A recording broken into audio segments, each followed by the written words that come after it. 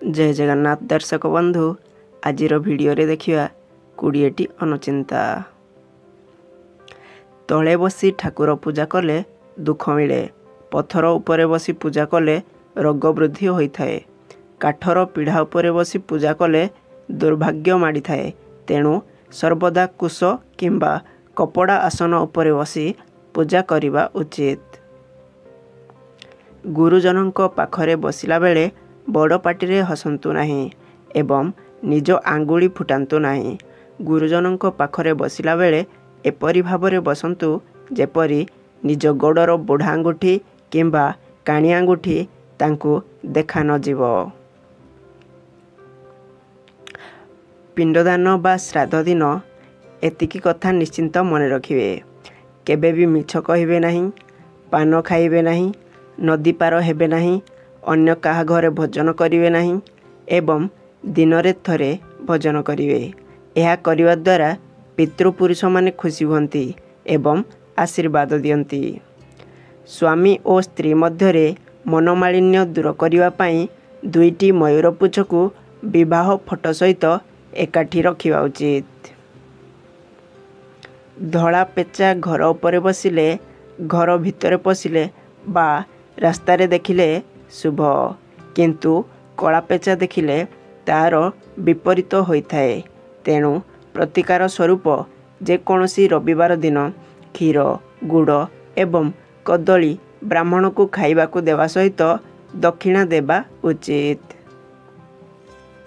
दीपावली दिन जदि घर पाखरे पेचा देखती, बिलेई घरे पशि क्षीर पिए एवं रातिरे घरे मूषा बा चचुंद्रा देखती, तेबे माँ लक्ष्मी को आगमनर सूचना मिलता। आखि तल कला दाग दूर करिवा पाई रातिरे शोइबा बेले बादाम तेल लगांतु एवं अध चामच बिलाती रस और अध चामच लेंबू रस को मिसाई गाधोइबार 15 मिनिट पूर्वरु कला दागरे मालिश करंतु।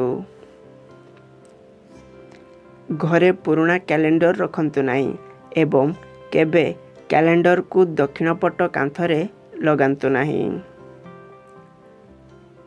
सोरिष तेल रे सिंदूर मिसाई घरर मुख्य द्वार रे टोपाटीए लगाइले शुभ फल मिलता है।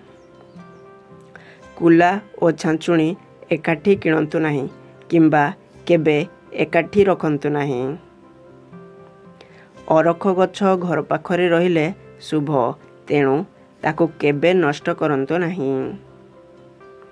शिव मंदिर बेढ़ारे अर्ध परिक्रम करिबा उचित। यह द्वारा मनस्कामना पूर्ण होता है। जाँला कदली शिवलिंग रे घर्षण कले शुभ फल मिलता है। तुलसी पत्र रे भगवान शिव और गणेश को पूजा करंतु नहीं एवं केबे अगाधुआ तुलसी पत्र तोलंतु नहीं। धान मुग गहम मांडिया सोरिष और कला राशि को एकाठी कपड़ारे बांधी सबु रूम रे थोइले शुभ फल मिलता है। तो दर्शक बंधु यह थिला आजिर भिडियोटी भल लागिथिले लाइक शेयर करिकी आम चैनल को सब्सक्राइब करिया पाई जमा भी भूलिबे नहीं। आज पाई विदाय नेउछि। जय जगन्नाथ।